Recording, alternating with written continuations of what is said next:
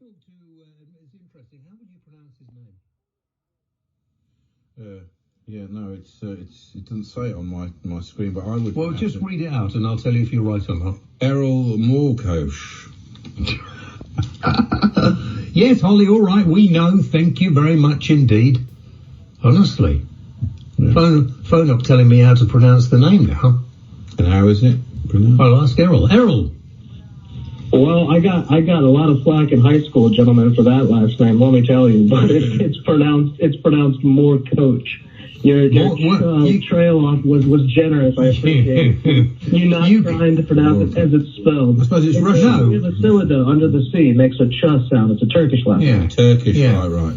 Yeah, I mean, you could, a KOC doesn't spell cock, and it doesn't spell coach either. So it's it's got an accent on it in Turkish.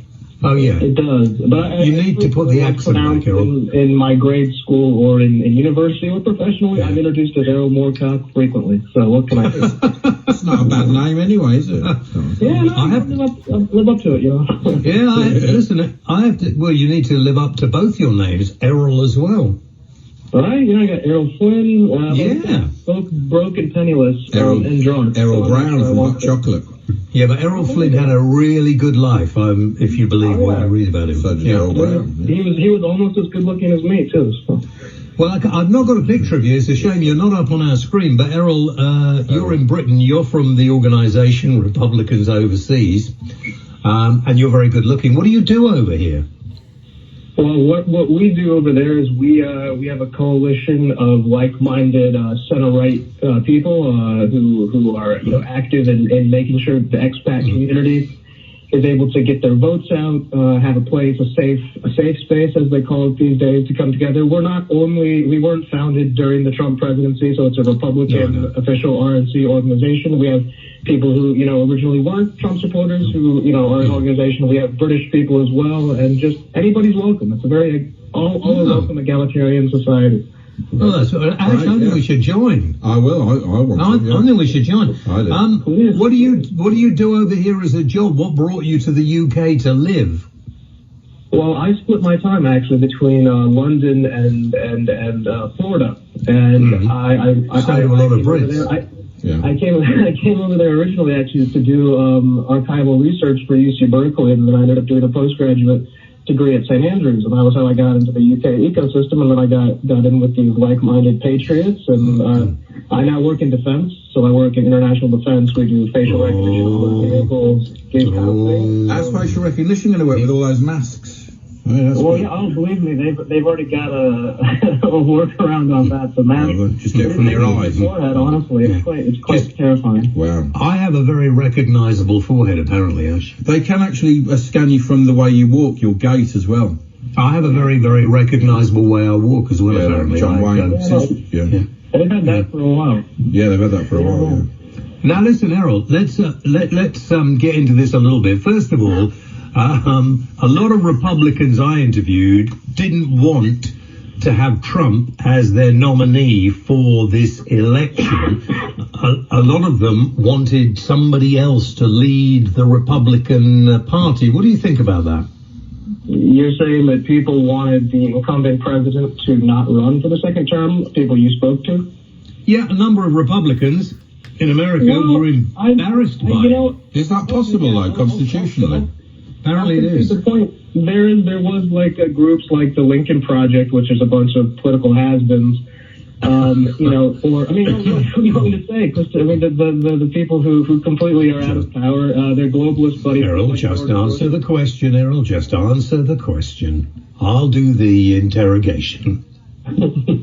Well, essentially, I think that those people weren't really part of the movement that we had, and they weren't going to be part of the solution anyway. They were part of the entrenched Democrat-Republican oligarchy that had ran the country for 40 years.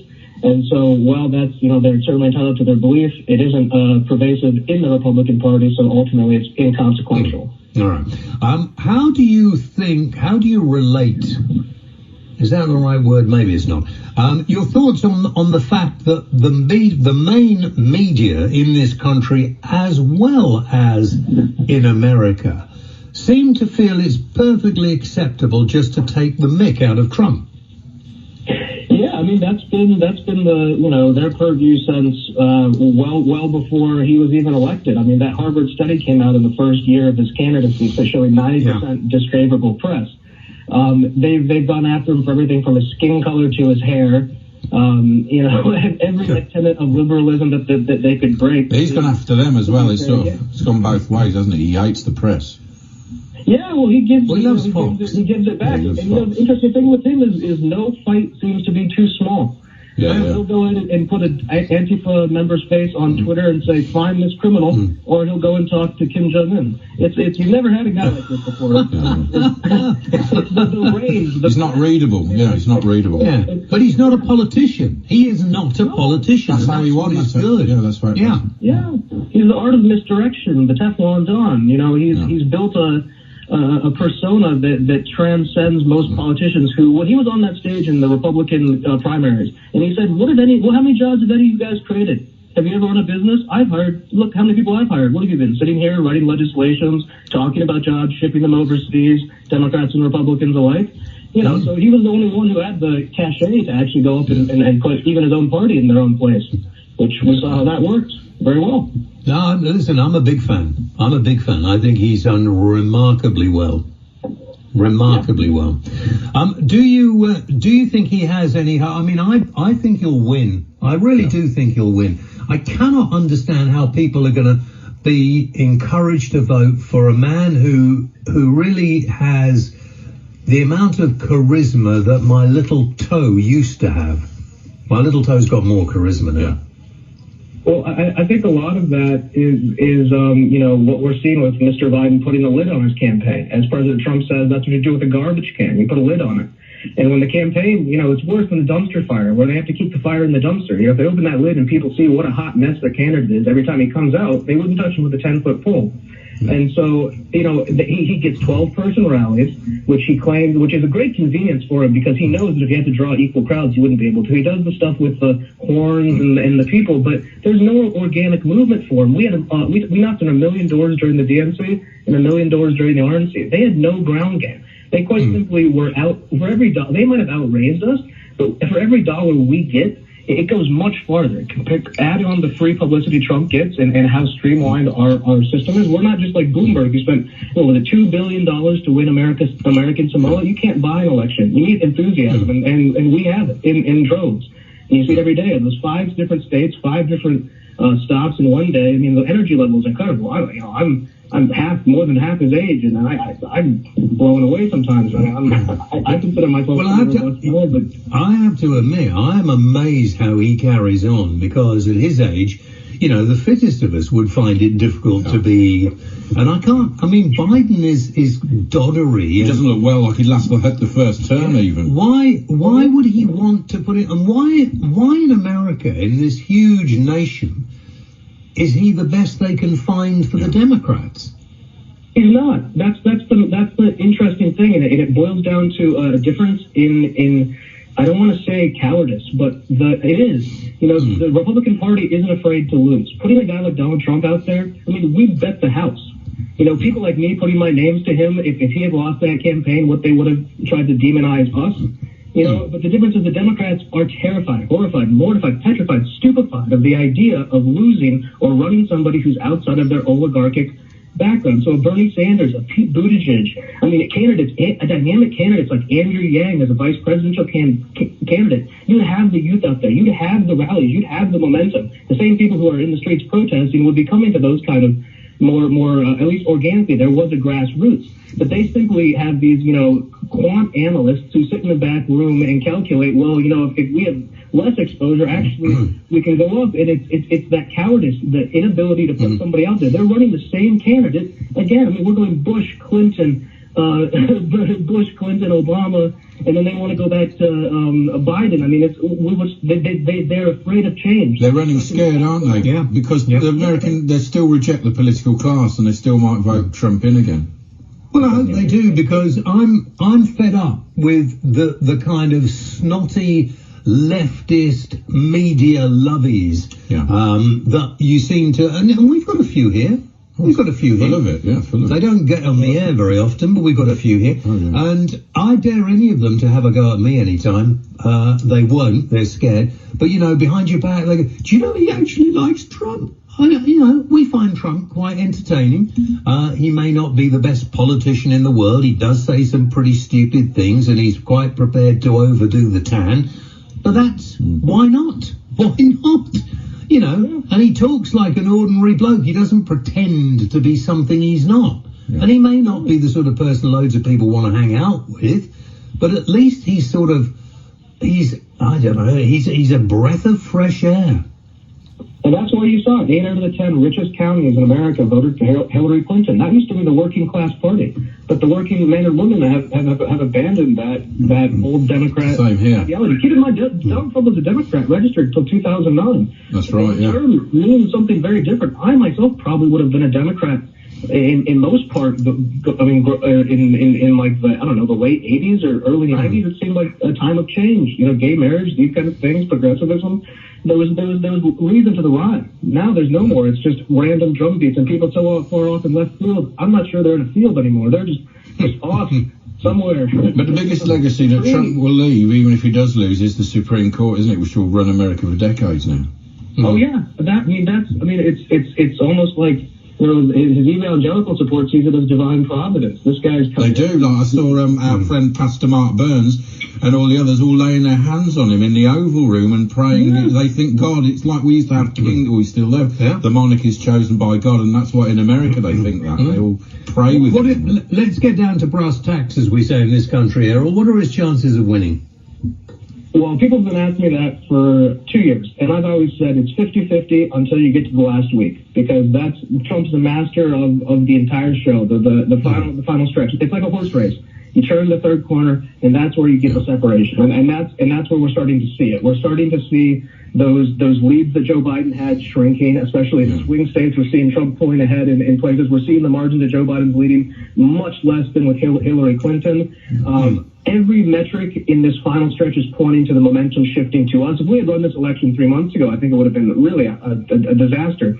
But right now, going into the final thing, I want to highlight one thing. You know, people who are nonpartisans, there's parents who are looking at who's going to get their kids back in school. This is consuming their life. There's 50.7 million public school students stuck at home, and their parents need leadership, not a coward hiding behind his Chinese masters. Look at Macron today. Further lockdown in Paris, it needed the school specifically excluded. And those people are going to come out in droves, those suburban women and urban women, because that's going to affect low-income students most who don't have access to childcare, access to these kind of things. And they're coming from a Trump presidency where they saw the lowest unemployment, the highest wage growth. I mean, this is what they're looking for. So I think in the home stretch, doubling down on that, the billions of dollars of free press he's getting out of going and doing these whistle-stop tours, to use a historical phrase, I think from Lincoln when he used to use the... And he's doing better. He's doing better than he was in the polls than he was against Hillary, isn't he?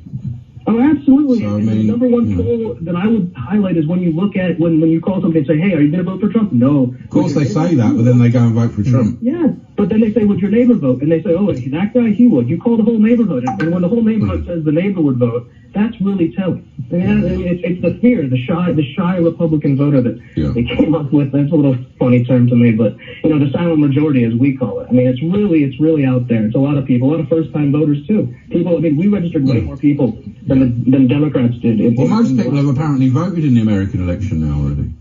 Well, not most, but there's been way more early voters than ever. Here's the big thing with that is the Democrats are going to have an advantage of that without question, but they're starting to see that advantage isn't what they thought it was. That's why they had Joe Biden out voting in person, because they've, with all their fear mongering and rioting and disinformation, their voters are terrified to go to the polls.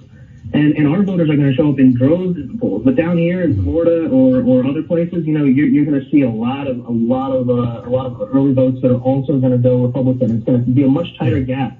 And on election day, that's where we're going to win in a landslide. I really do believe so. Yeah. And what about Trump saying, and maybe he was taken out of context, I don't know, but he said that if he didn't win, he wouldn't necessarily be stepping down from the White House. He would have to investigate the way the election was run. Yeah, I mean, Trump paints in broad strokes, and so I guess it would be my job to sort of maybe give some clarity of that. What he's referring to that we're talking about is we have an absentee ballot process, which is vetted and verified. You ask for the ballot, it's sent to you. The mass mailing of ballots, unverified ballots, where, send 113% of the ballots to LA County, for example. This kind of situation where you can count after the election. Okay, Trump's up by 20,000. Well, you count till you win.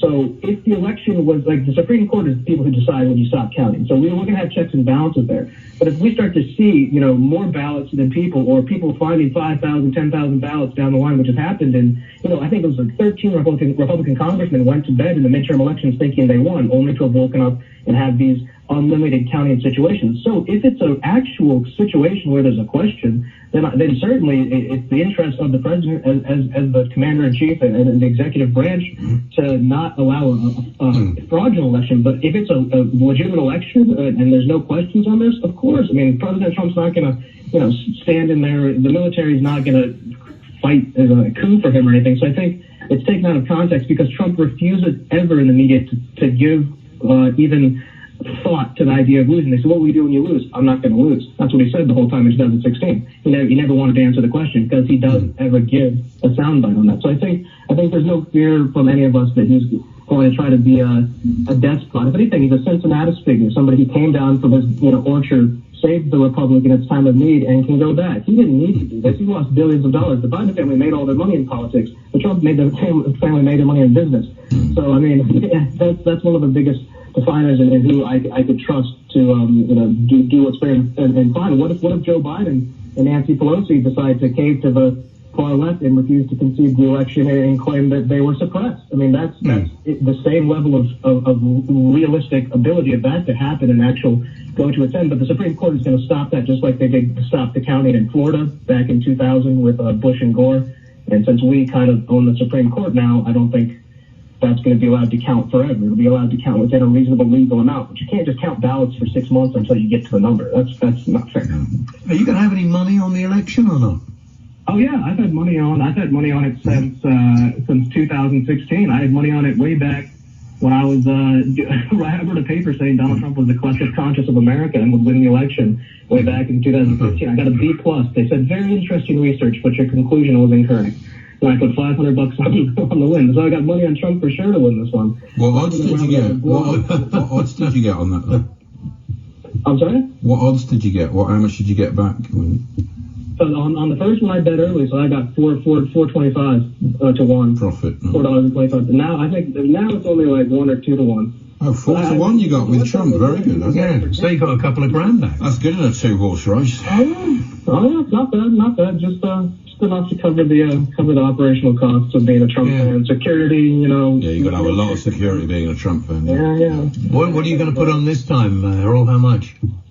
Oh, I got $5,000 on Donald Trump straight up to win. What odds? It is 2 to 1. It's not as good odds, is it? No, I got 2 to 1. Yeah, 2 to 1. That was in 2018. It might be worth thinking about it, actually, mightn't it? I mean, we should have thought about it longer. You won't get 2 to 1 now. You won't.